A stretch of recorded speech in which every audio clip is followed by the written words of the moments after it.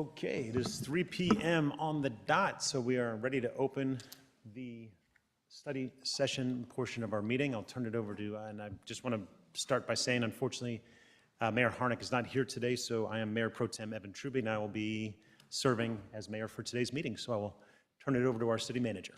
Thank you, Mayor Pro Tem. Mayor. I'd like to introduce Nick Maloney and Richard Cannoni, who are going to take us through a quick update on the circulation element of the general plan. As council is aware, in the last few years, we've had a number of statutory changes necessitating that the city rethink its general plan, rethink all the elements of its general plan in order to have defensible, objective standards with the proper rationale behind them. So this is a huge update, a large project for our planning department, and we wanted to at least stop, make sure you were aware of what was going on, get any feedback from you that you might have, and we'll continue on. So at this point, I'll turn it over to Nick. Thanks, Todd. Good afternoon, Mayor Pro Tem and honorable council members. Nick Maloney with the Planning Division. Actually joined by our consultants, Brian Wolf and Jason Pack with Fair and Peers. The city entered into a contract with Fair and Peers for professional services agreement to amend our circulation element. And so today we have a presentation that'll be led by Mr. Wolf, outlining some of the initial considerations that we'll introduce here and then bring back with more details as we develop them. So with that, I'm actually going to turn it over to Brian. Awesome, thank you, Nick. Hello, council. So yes, my name is Brian Wolf, joined alongside Jason Pack here from Fair and Peers, and we're going to provide an update so far on our progress with the circulation element. So just to give you an overview of our agenda, we're going to start off with what's prompting the update of the circulation element. Then we'll touch in on some of the existing conditions within the city that we found through our first round of work on the project, as well as going over some of the recent changes since the last circulation element update in 2016. Then we'll focus on some of the key considerations for Palm Desert before diving into some of the discussion areas that we want to raise as we focus on updating some of the policies in the circulation element. And then we'll finish up with some next steps and questions. So there's three main drivers behind what is bringing the change to the circulation element. The first is there's a whole host of state laws that have come out since the last update in 2016 relating to things like VMT from SB 743 and how that relates to CEQA and how projects are processed through the environmental process. Also, SB 932, which is the safe systems approach, and looking at Vision Zero, which the city is already committed towards with the Vision Zero action plan, and so trying to bring that into alignment with the circulation element. We also have AB 98, which relates to truck routes, and then SB 330, which, among other things, requires that the general plan include objective design standards for roadways as part of housing projects in the city. In addition, there's been a lot of local development since 2016, particularly in the northern portion of the city. And then, of course, all the different transportation projects that really came out of the last circulation element. So things like CV Link, the San Pablo corridor, and really trying to build those into the update and then find out what's next for improvements in the city. So just to give you a brief background on what a circulation element is, it's one of the required elements within the city's general plan, and it lays out a citywide vision and a policy framework for transportation improvements. So the idea is that all future decisions for the city through the capital improvement projects, any other actions would tie back into this policy framework. It includes a set of goals and policies to guide that decision making. It also is required to include a map showing the city's roadway network, as well as the classifications of those roadways. So which ones are those arterial roadways, collectors, et cetera. The circulation element should also include considerations for bikes, peds, transit users, as well as goods movement. And then more recently, some of the legislation does require a focus on safety as well. So the current circulation element in the city is pretty robust. It covers all modes of transportation. So for roadways, the city has a really strong layered network system, which prioritizes different modes on different streets. And this is in line with state goals for complete streets and providing travel options. With this circulation element, there is the opportunity to update some of those classifications based on traffic volumes as well as the land use changes that we've seen in the city. And so, for example, some roads that are currently classified as those vehicle-oriented arterials, we could potentially consider classifying as a balanced arterial that includes enhanced bike facilities. Speaking of bikes, the circulation element includes policies for bikes, pedestrians, and golf carts. It lays out some of the improvements that are now underway with CV Link, Walk and Roll PD. And so those projects will be incorporated and maintained in the circulation element update. And we also want to tie in some of those new projects that have come out of things like the Vision Zero action plan. And then third, public transportation. So the city plays a supportive role in transit. Of course, Sunline is the prime operator of transit in the Coachella Valley region. But the circulation element does allow us to consider ways to be a supportive partner in that. And the project team has met with Sunline to discuss their long-term vision and make sure that's incorporated into our update.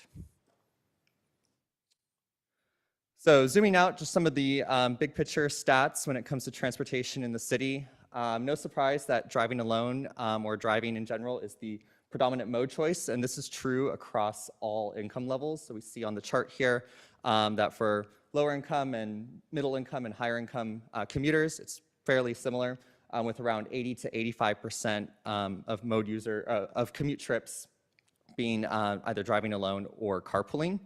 We have seen since COVID the rise in work from home, particularly in that higher income group there. And so this another factor that we do want to incorporate into the update of how do we respond to changing commute patterns because of COVID. Despite this work from home rise, traffic volumes have grown in the city since 2016, around 7%, and this tracks with the household population and employment growth that we've seen in the city. Another key area we wanted to focus on as part of our initial review was safety. And so we took a look at the collisions in the last 5 years. I realize there's a typo here, but 2019 to 2024 with around 2,984 collisions. This does include the property damage only collisions. And among those, there are 18 fatalities and 49 serious injuries. So circulation element, together with other efforts, including that Vision Zero action plan that's underway, we'll make sure and try to focus on addressing improving roadway safety. And so we did want to dive a little deeper into these collisions, and so tended to group them in two areas, whether that's the city center, so the Highway 111 corridor, Fred Waring in that downtown area. We did see some of the common cause, or the top causes were speed, improper turns, and unsafe starting and stopping.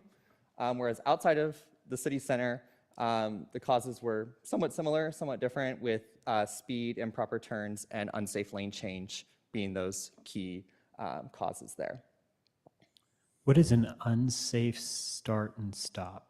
That would be something along the lines of perhaps when you're parking and kind of accelerating out of a parking spot. So that's like or illegally parking or stopping in the roadway. Yeah.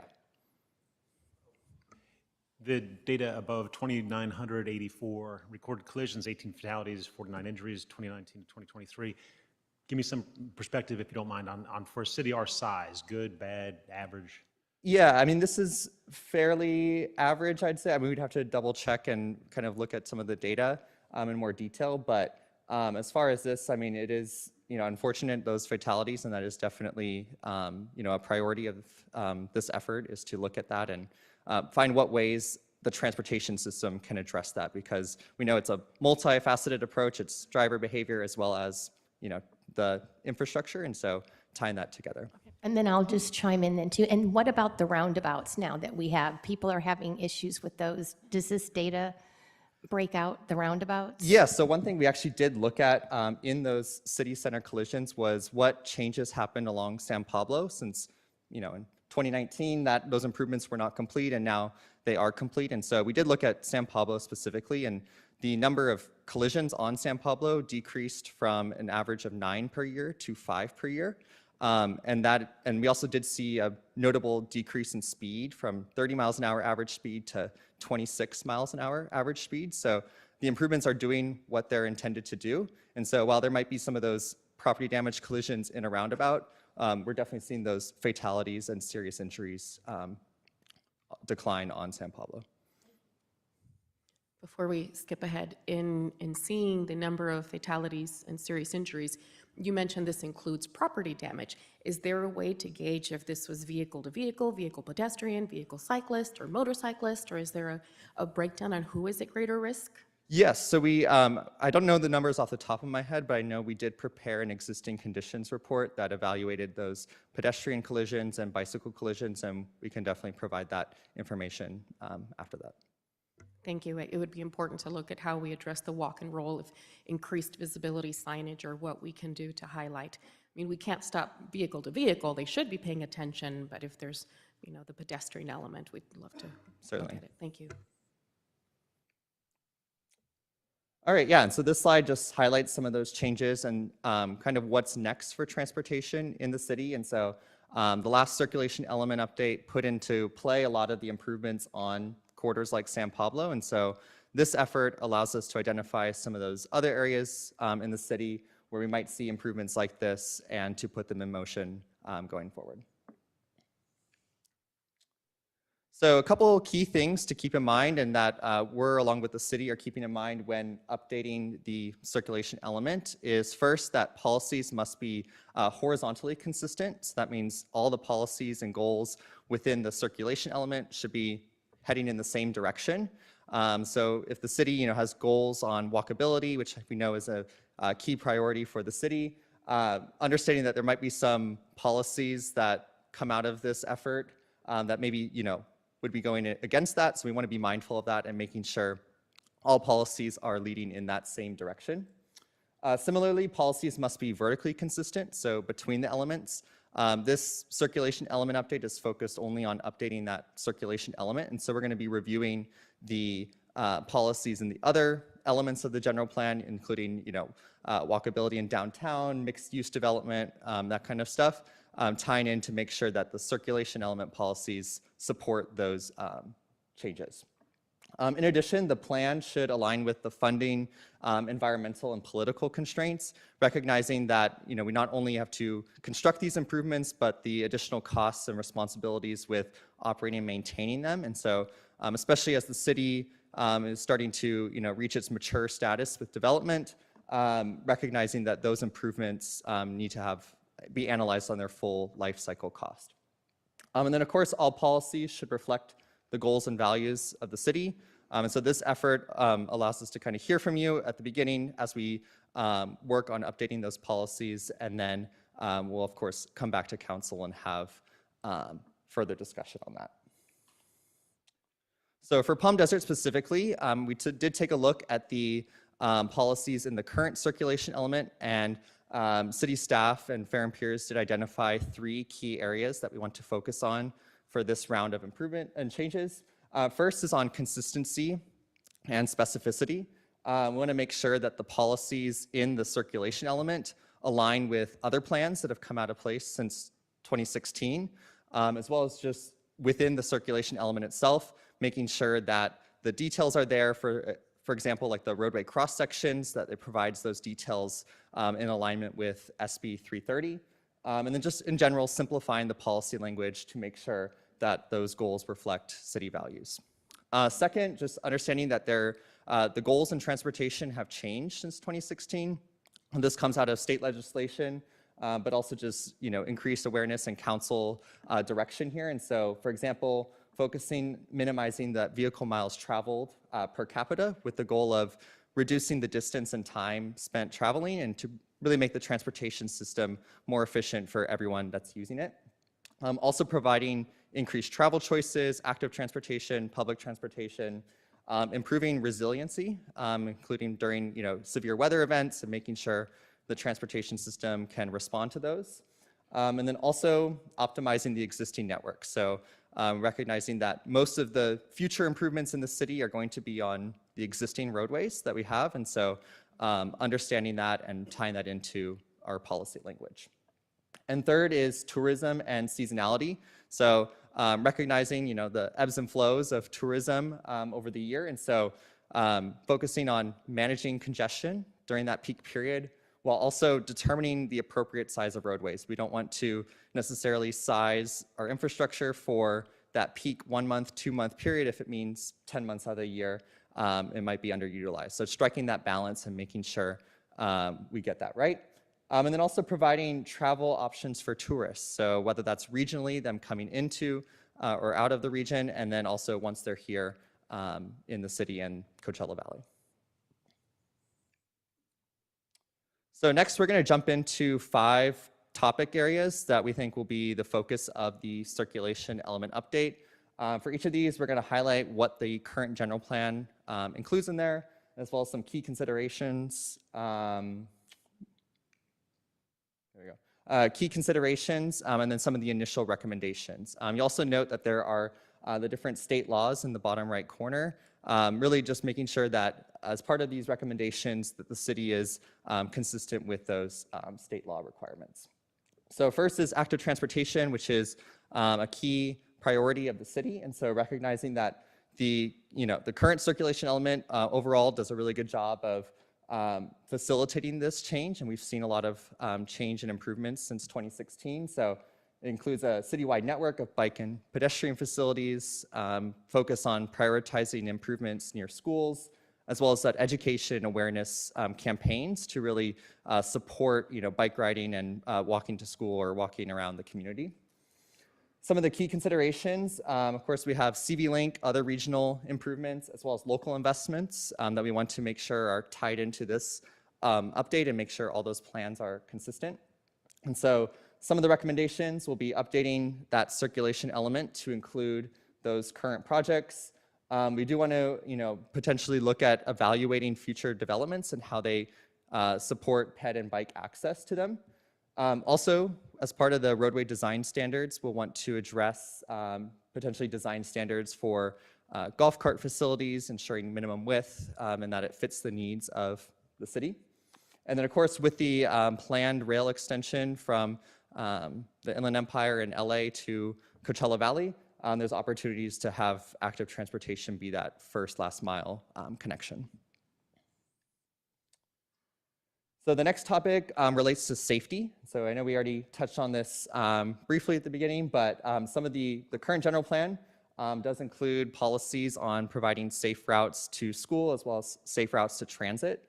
And it includes those pedestrian and bicycle safety campaigns and provisions for monitoring safety conditions. So that would be through things like that Vision Zero action plan is really monitoring what is going on the ground and identifying any potential improvements specifically. And so, Can I ask a question on that? I see that, we're talking a lot about the Vision Zero plan, and that still seems to focus more on small vehicles or pedestrians and looking at where it says safe movement of heavy vehicles. In this site plan, does it factor in our portion of Highway 74? Since we've had people come and address that those larger vehicles shouldn't even be on that road, and at what point does that impact our side of the roads within the city? yes, so actually one of the big things that has come out is AB 98, which is the new legislation that passed in Sacramento this past September. And one of the key requirements is that cities are now required to establish truck routes within their city, which Palm Desert currently has identified truck routes. And with that establishing truck routes, there are specific provisions about addressing safety, making sure these truck routes avoid what are called sensitive receptors. So that would be residences, schools, parks, those areas where pedestrian activity would be higher. And so this effort will definitely be focused on identifying those truck routes and making sure there's an they avoid those sensitive areas, and there will be opportunities for council to be involved in that. We'll prepare that draft and present it to you at a later date. Yeah, so as far as some of the recommendations for safety, of course, tying in that Vision Zero effort, which is currently in that draft state of reviewing those improvements there. And then we'll also be mentioning as part of the requirements with AB 932, the safety corridor prioritization, so identifying those key corridors in the city where the city is focused on making improvements as far as safety, and this could be through things like raised medians, tightening up the turn radii to slow down vehicles as they turn, pedestrian crossing improvements as was done on El Paseo, and then traffic signal improvements as well, and then the truck routes that we just mentioned. So the third area that the circulation element update will focus on is roadway design standards. And so the current circulation element provides a high-level overview of what the different roads in Palm Desert would look like. So these are more at a conceptual level. They do not include, measurements for lane width or bike lanes or any of that. There's also broad policies on roadway design, and then considerations as well for that operations and maintenance. And so some strong foundation that we definitely want to build on as part of this update here. And so some of the key considerations, of course, SB 330 has prompted us to identify those cross sections. And the other key area is consistency as well. Within the general plan, we have the circulation element, which includes one cross section for Highway 111, as well as the city center area plan, which proposes a slightly different version. And so we're really wanting to tie those together and make sure it's one cohesive vision for Highway 111 as well as other roads in the city. And so as we work on upgrading or identifying those design standards, we definitely want to incorporate best practice, both what's been done currently in the city as well as across the nation. And so one area, for example, is narrower travel lanes. These provide the benefit of slowing down vehicles as well as creating space for enhanced bike facilities. So for example, along El Dorado, the planned improvements for a Class 4 separated bike facility by using narrower lanes, there's the space for enhanced bike infrastructure. Providing that separated bike facilities whenever possible, as well as within specifically the city center, sidewalk activation with things like outdoor dining. Of course, that's really strong on El Paseo, but potentially some other areas in the city for that, or landscaping or shade during the summer. And then also driveway access management. This is another area that we can consider to improve safety and reduce the number of conflict points on the roadway where collisions can occur. So as part of the recommendations, definitely updating those cross sections with those specific measurements, and we'll be able to provide that information once we go through the alternatives development process. There's also the opportunity to reclassify streets based on their traffic volumes or their surrounding land use. So for example, Country Club Drive right now is classified in the circulation element as a vehicle-oriented arterial, which means it would have a potential build out of 6 lanes. However, just given the lower traffic volumes on that roadway, as well as the built out nature around along the corridor, we definitely recommend, and we'll be studying this further, of looking at potentially reclassifying it as a balanced arterial with bike facilities. And for Highway 111 specifically, so as I mentioned earlier, the current general plan presents 2 somewhat similar, somewhat different visions for Highway 111. And so we'll want to just clarify that, provide additional detail with that.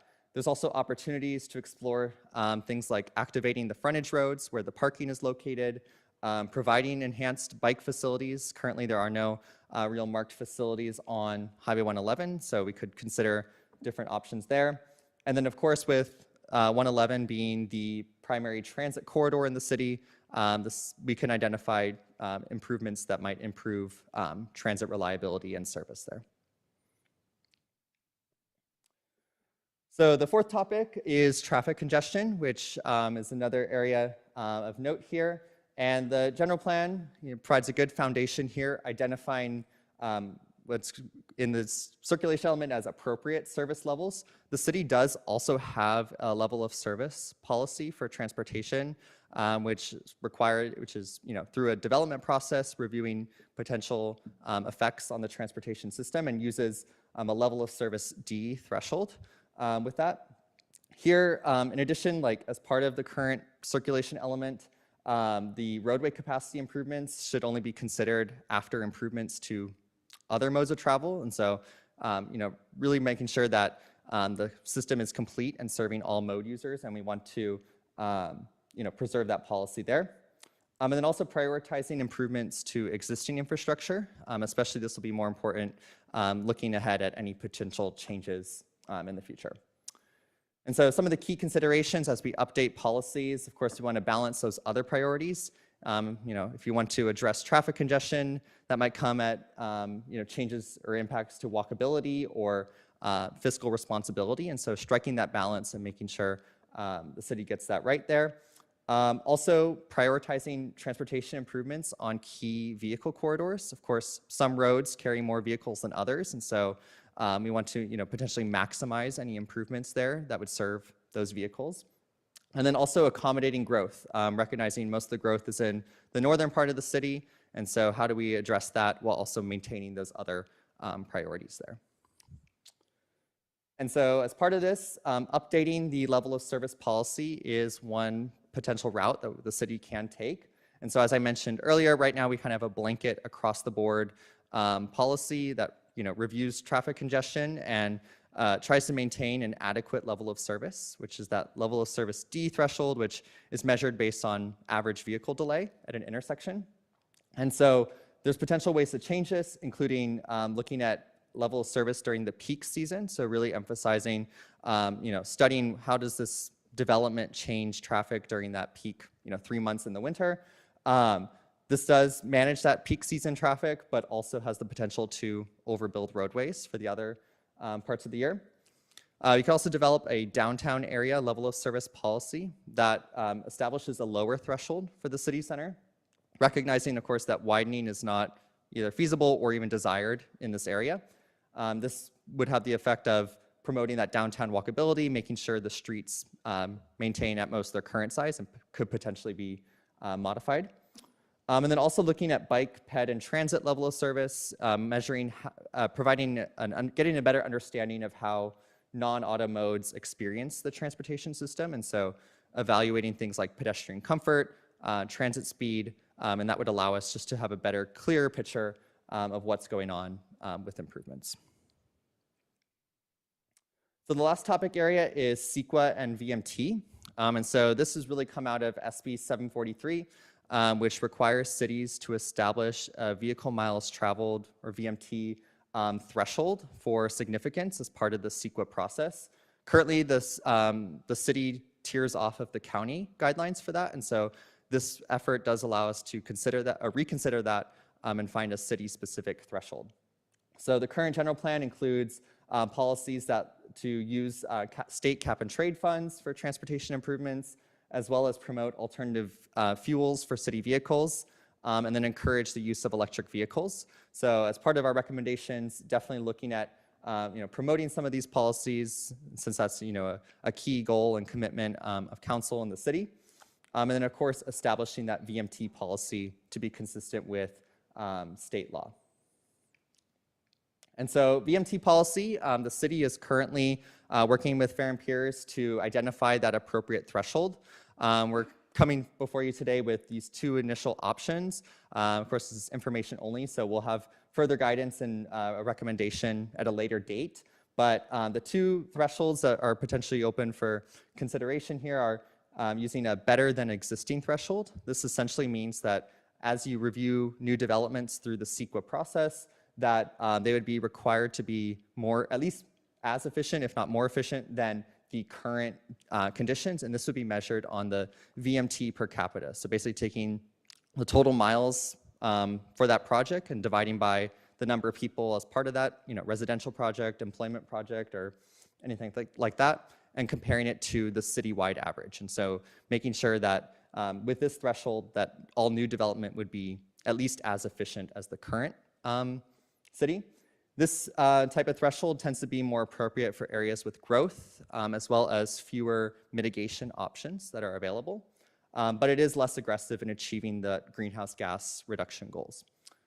Another option that aligns with the state guidance, particularly for areas that are more developed, as well as that have more, mitigation options, whether that be public transit, a denser, grid of active transportation, would be to apply a 15% better than existing threshold, meaning that all new developments would have to be at least 15% more efficient than the citywide average. Of course, this has the potential for additional projects to be considered significant environmentally through the CEQA process. So wrapping up here, before we open up to questions and discussion, is City and Fair and Pierce will continue to work on developing those alternatives for some of those key policy areas. The effort of today was just to really provide you where we are right now, some of the initial things that we're considering. And so we'll have those updated priorities, potential changes to the roadway classifications, as well as the multimodal expansion that we know is a priority of the city. Staff will evaluate these alternatives and then present that preferred alternative to council. And you'll continue to be initiatives going into the spring, and then having that updated circulation element before you in the fall. And with that, Jason and I are happy to answer any questions and open it up to discussion. As we look at the magic crystal ball of what's ahead, population growth, et cetera, and encouraging electric vehicles, has this factored in that as we look at plans for 2040, 2050 and beyond, the vehicles like the trash trucks, for example, the electric batteries that will be required for those will be 3 times as heavy in order to operate? And if city vehicles are required, actually all major commercial vehicles will be required to that, are we factoring in the way that that will impact our roads and the quality and what was it, the LOS? Yeah, so one of the things for that, of course, the added weight of the vehicle could have increased effect on the operations and maintenance, right? Additional wear and tear on the roadways. And so one of the key priorities in the current circulation element, and we'll want to tie into the future, is to make sure that any improvements are evaluated at their full life cycle cost. And so making sure that doesn't have a fiscal burden on the city, and understanding that any improvements not only has a capital cost, but the ongoing maintenance, which would increase with the heavier vehicles. Yeah. This might be a question for the consultants, but on the last slide before this one, when you were talking about the VMT, and yes, so is there an example when the description requires new developments to be at least 15% conditions? What's an example of it? Yeah, so as part of how a project becomes more efficient on a vehicle miles traveled perspective is really comes down to 2 major things. One would be that densification, as well as mixed use. And so a perfect example would be an apartment complex that might have, a ground floor retail. You might be able to perhaps, if like that was like a grocery store or something, instead of having to drive, you would, if you lived in that apartment complex, would have direct access to that grocery store. And so that would reduce the trips, and that would be more efficient than maybe the citywide average. Great. I think the people in North Palm Desert, where all the building is going on, would welcome a Trader Joe's or any other grocery store. So this could be good news for them. Thank you. Yep. So how do you measure current conditions of undeveloped land? Yeah, so so the current conditions would be a citywide average, and so that's the baseline that we're using. And so projects that would be considered would either be to a citywide average. We can look at a CVAG region average as well. And so that would be the threshold. And so anytime a new project would come in, they would compare themselves to that either city, CVAG, or countywide threshold that can be used. So it's taking into account what's existing beyond just where that project is located. In terms of the traffic congestion policy options, I do like the idea of a combination of all 3 applied to different areas. Last week, some of the staff and I went to the local elementary school and talked to some of the parents about some of the safety concerns around the school and Vision Zero. And one of the things I expressed to them is in certain circumstances, when people feel there is danger and that something should be fixed, and when you look at the data and there's no incidents, part of the reason there are no incidents is because of the perceived danger. One of the reasons roundabouts work is people think that no one knows how to use them, and they all drive safer, and that's part of the self-fulfilling prophecy of those. So through that, I also explained to some of the public as well, is when we are approaching walkability, one of the things we have to consider is that because you alluded to this, resources aren't infinite, therefore, to improve the pedestrian experience, we often have to reduce the driver experience. And I state that because I want the public to understand that as we approach these decisions, that those are the trade-offs we have to make in an environment of limited resources. Correct. And yeah, it's a matter of adjusting those expectations. For example, areas near schools, of course, in the city center, you kind of expect to go slower in those areas, or we want to promote that behavior. And so policies like this can definitely address that. And so, yeah, there's the opportunity for all three of these to be baked into that city LOS policy. Right. Any more questions? Excellent. Well, thank you very Awesome. much Thank for the you. presentation. Great questions, everybody. And next up, Turn it over to Ryan Lamb to give the council an update on the new library facility project, where we are, and see if you have any feedback, please let us know.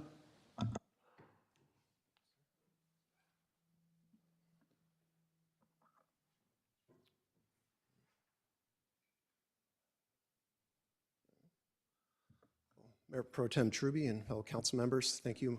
Ryan Lamb, Capital Projects Department here at the city. I have joining me Richard Kennedy Architects. We have Jeremy Cotter and Lee Swanson, as well as our Director of Library Services, Gary Schaefer, who will be available to answer any questions or respond to any comments that you might have.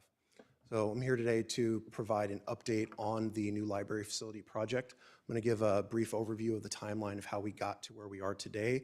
I will have the architect go through the conceptual designs that we've gotten to, and then we'll provide a brief project summary, budget summary, and then where the next steps that we'll be moving forward. So back in June of 2023, City Council voted to form a library task force in anticipation of taking over the library from the Riverside County Library system. And that's later that year in 2023, in September, we hired a consultant, Margaret Sullivan Studios, to work out a framework and a vision moving forward for what the service model would look like, what the programs, operational programs, building programs for not only the existing facility at the College of the Desert site, but then also moving forward into a new facility of what that building program would be. So the framework that they developed was community-driven. They held countless community outreach meetings, received feedback, met regularly with the task force, evaluated the feedback, and ultimately put together a document that was our architect and used by the library staff to develop programs there at the existing library. So continuing in September of 2023, City Council voted to withdraw from the library system and self-operate the library starting on July 1st of 2024. And the city staff, we presented goals to the task force for potential sites for the new library. And then later on in February of 2024, a withdrawal agreement was executed with the Riverside County system, which included $4 million being provided to the city from the county, which could be used for development and construction of the new or of the library system for the city. And we also entered a new 5-year lease with College of the Desert at that time. So going back to September 2023, where we started the conversation with site goals for the new facility, the goals for the site were preferred that it would be a city-owned property, that it would support a comparable size building as the existing at the college, which is around 22,000 square feet, And ultimately, we'd like to identify a initial location and then plan for a second location moving forward. So the College of the Desert was the existing facilities. Just because we were there, we still wanted to evaluate that and look at that. Obviously, the first goal of city-owned, it didn't meet that one, but we still wanted to look at it and determine the pros and cons of that. The constructing a new facility, there's a vacant lot across the street of Fred Waring. We looked at that option. It was limited to its size because there's no existing parking, no existing infrastructure. The goal for the building to meet the current needs and growth for the library and for the public facility, it didn't meet those goals. And then the third and fourth option, the third being to renovate the Sheriff Station building on the Civic Center campus, and the site itself was ideal. However, the cost of renovation, it's an older building. It was designed and constructed specifically to be a police station. So the cost to bring it up to current seismic codes and renovate it to meet the library needs, the cost return wasn't as ideal as to demolish the building, the Sheriff Station site, and build new. So ultimately, that option 4 was what the Library Task Force had voted unanimously to recommend moving forward with, to demolish and build new on the Sheriff Station site. So we then went through the process. We released an RFP for design services for an architect. And in March of 2024, we had the final interviews with the firms that had qualified. We had 16 firms that responded to the RFP, 5 of which we shortlisted. And during the interview process, part of the interview process was to present their methods and how they design and how they would meet the needs of the city and the environment.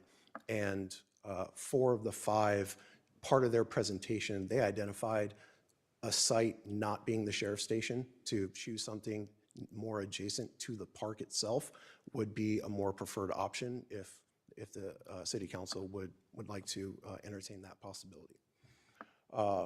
Nonetheless, we did continue along the path of contracting with Richard Kennedy Architects. They were ultimately the best suited candidate for the job, and they were contracted to design a conceptual design for that Sheriff Station location site. Later that month, in March of 2024, City Council was going through evaluation of the future of the Parkview office building, and Council directed city staff that that building would be demolished and identified that site for the new library moving forward. And then the following month, we amended Richard Kennedy's scope of work to relocate their design to be the site, the Parkview building site, with 2 concept design options, what we're calling the low option and the high option. The low option being a $20 million project budget, which at the time was the current approved project budget, and the high option being $30 million for the potential if Measure G were to come to fruition and pass, that could help increase the budget for the project. Excuse me.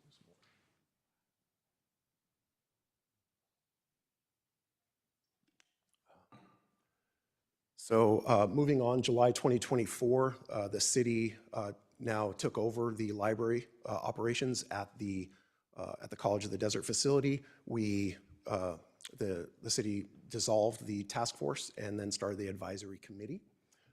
December of 2024, we presented the conceptual designs to the advisory committee, which they've voted unanimously to present to council via study session, which we're doing.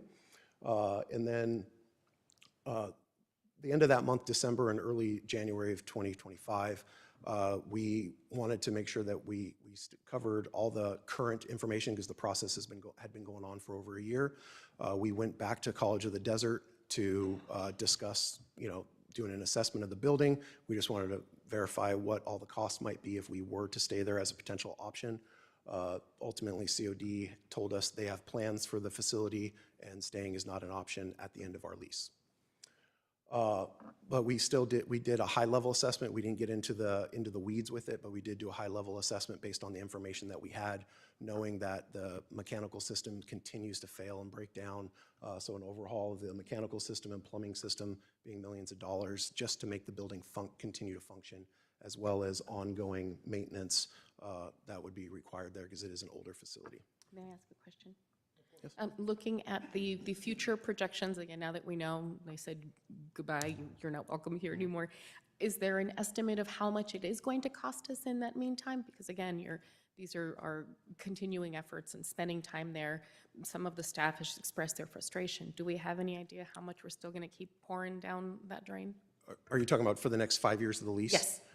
Yeah, so right now we have a current lease that is in place, so the rent itself the lease covers the maintenance, but it doesn't cover any type of replacement needs or anything. So we're in constant ongoing discussions with the college administration to identify when things are, as they're breaking or shutting down, that we're, getting them addressed as efficiently and quickly as possible. And if things become to a point where they need to be replaced, that we're having that conversation.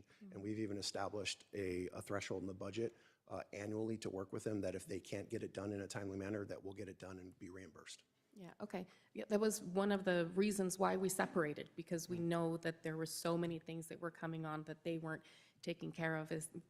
I know it's a broad question, but with what you've seen, are there things that you expect that are at risk of failing maybe within that 5 years where we would have to still assume some of that cost? Could you toss out a number? I don't, because the way the lease is established is that the college is responsible for the cost.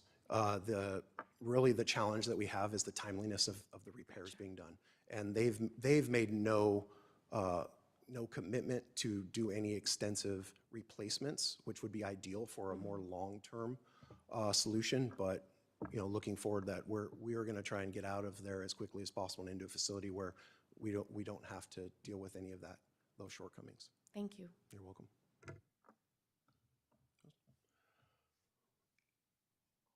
All right, so I'll turn it over to Richard Kennedy Architects. They'll go over the conceptual designs. Thank you, Ryan, and thank you, Mayor Pro Tem and council members. I'm Lee Swanson with Richard Kennedy Architects. We're the firm selected to design the conceptual design of the library, and I'm excited to be here today and share with you where we're at with the project. From the onset of the library project, collaboration was key to the community-driven design process.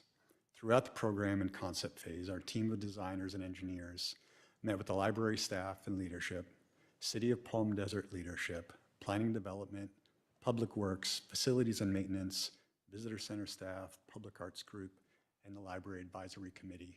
Many of the faces in the room here today have met with us in the development of this, so it's nice to see familiar faces here today. We had in-depth conversations about the goals and needs of the library to best serve its community. The vision for the Palm Desert Municipal Library is to create a dynamic and resilient space that provides access to resources and technologies for all residents. The project aims to foster community outcomes and maximize the return on the community's shared investment by creating safe, welcoming, and innovative spaces.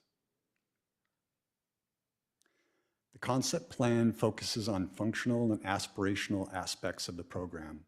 Shaded exterior program space and interconnected pathways were included to knit the building into the existing fabric of the Civic Center Park.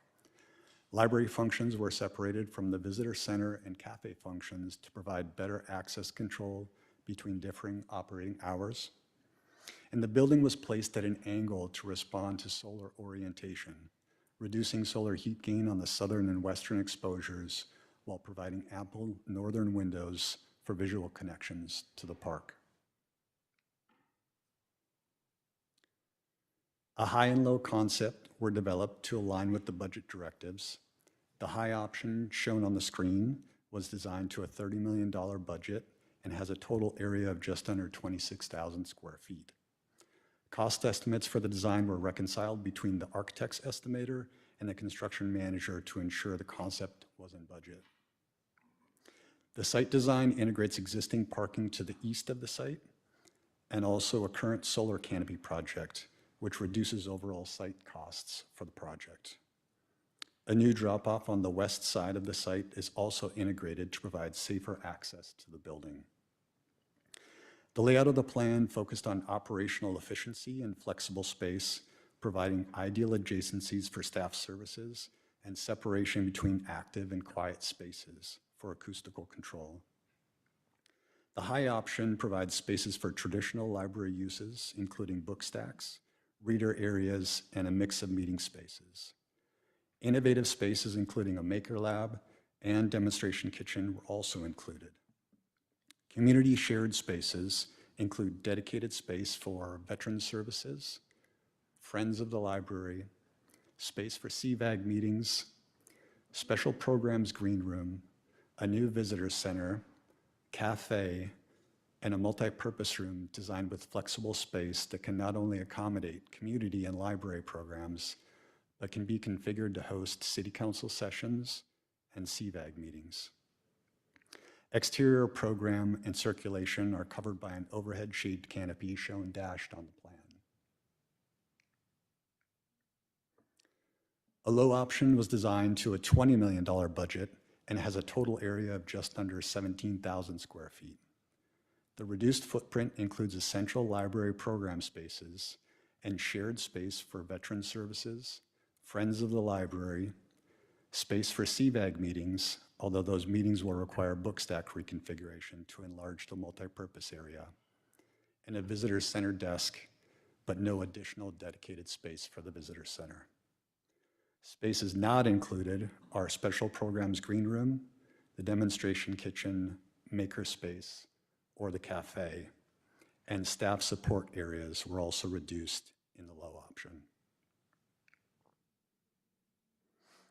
The overall building concept was inspired by regional native palm groves and includes three main design elements: the palm tree canopy shading exterior space, shown in blue, boulder forms highlighting key program areas, shown in red, and riverbed materials defining ground plane, shown in green.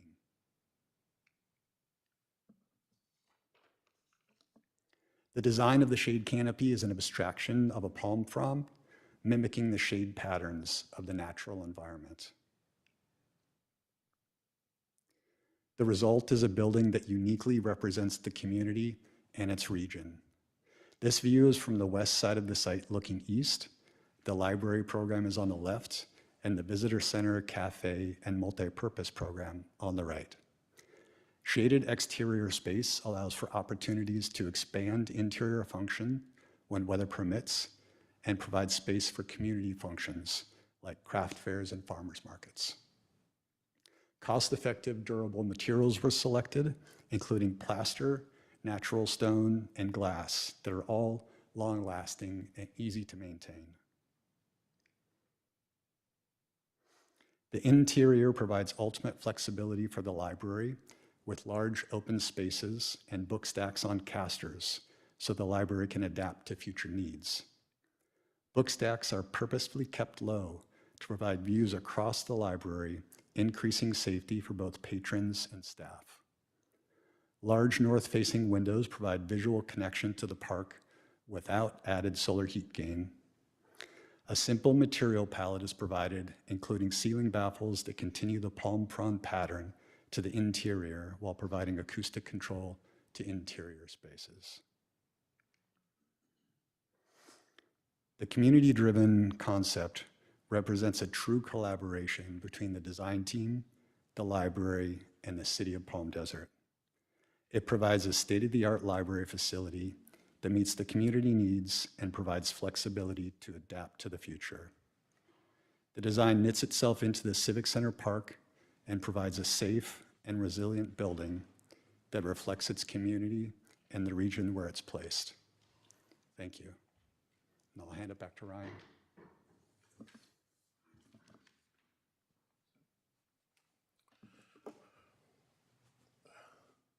So moving on to the budget summary. As I'd mentioned, that we have the $4 million that was given back from the county, which we've been using that currently for the current contracts that we have in place with our consultants. that have done the design work and initial surveys and studies for the project site. And we are anticipating for an appropriation of the other 26 million for the remainder of the project budget if we were to go with the 30 million, or would be 16 if we were to continue with the $20 million project for an appropriation coming up this fiscal year, fiscal renewal. Next steps, based on the feedback that we received from you today, we're looking to move on this quickly, that we would want to get an approval of a conceptual design, what that may be, at our next meeting on the 27th here with City Council. And then move into the schematic design phase, which Richard Kennedy Architects, they are still currently under contract through that schematic design phase. So we'll be able to just hit the ground running right out of the gate continuing. That process includes all the entitlements, going to the Planning Commission, going to the Architectural Review Commission, and the deliverables that we would receive from Richard Kennedy Architects would have all the bridging documents for us to put out an RFP for a design build firm to then ultimately finish the construction documents and then build the facility, which we'd be looking hopefully be in by Q4 of 2027 into the new facility. So with that, any questions? I have less of a question than actually, are there questions before my comment? Let's ask that first. Okay. I just want to say thank you for all of the concepts that do have an environmental focus. Although it is not a LEED certified building, I appreciate that it has all of that in mind. And I agree that it should not be LEED certified in this case because our environment doesn't necessarily work well with it, and it would have a negative impact on our HVAC, having experienced that somewhere else. And I think people may neglect to see how wonderful and deliberate it is to have the north-facing view, not only because it's pretty, but you don't get as much direct sunlight. And where the courtyard is facing west, where we won't get that direct light, and you have the shading. I think this is beautiful on so many levels, so well designed, and I can't wait.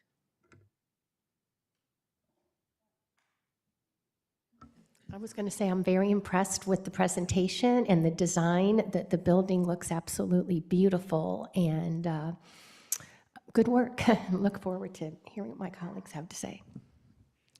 Yeah, beautiful. The demolition of Parkview, is that included in the construction estimate? Yes. Yes, we incorporated the construction costs of the facility it's incorporated into that budget estimate.